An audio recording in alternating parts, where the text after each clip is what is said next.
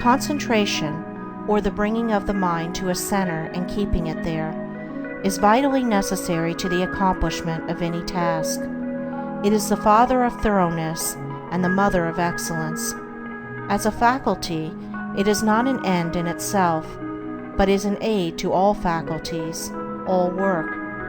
Not a purpose in itself, it is yet a power which serves all purposes. Like steam in mechanics, it is a dynamic force in the machinery of the mind and the functions of life. The faculty is a common possession, though in its perfection it is rare.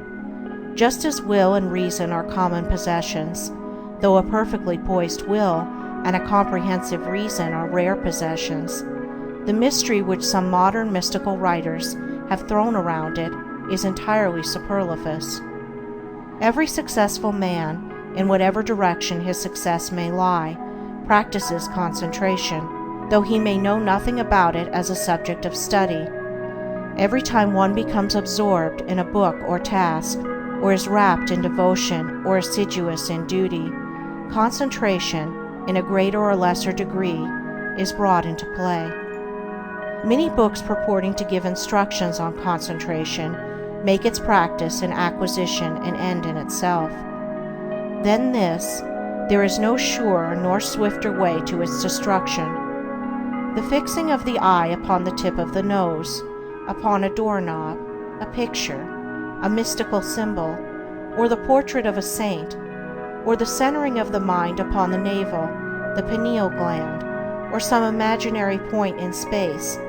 I have seen all these methods seriously advised in works on this subject, with the object of acquiring concentration, is like trying to nourish the body by merely moving the jaws in the act of eating, without taking food.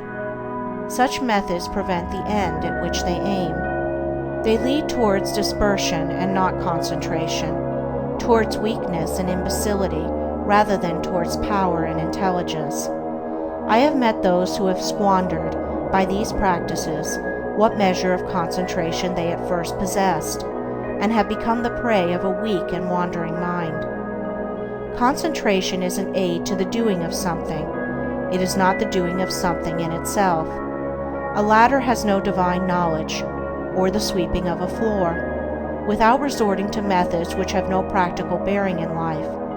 For what is concentration but the bringing of a well-controlled mind to the doing of that which has to be done? He who does his work in an aimless or hurried or thoughtless manner, and resorts to his artificial concentration methods, to his doorknob, his picture, or nasal extremity, in order to gain that which he imagines to be some kind of mystical power, but which is a very ordinary and practical quality, though he may drift towards insanity, and I knew one man who became insane by these practices, he will not increase in steadiness of mind. The great enemy of concentration, and therefore of all skill and power, is a wavering, wandering, undisciplined value in and of itself, but only insofar as it enables us to reach something which we could not otherwise reach. In like manner, concentration is that which enables the mind to accomplish with ease that which it would be otherwise impossible to accomplish. But of itself, it is a dead thing, and not a living accomplishment.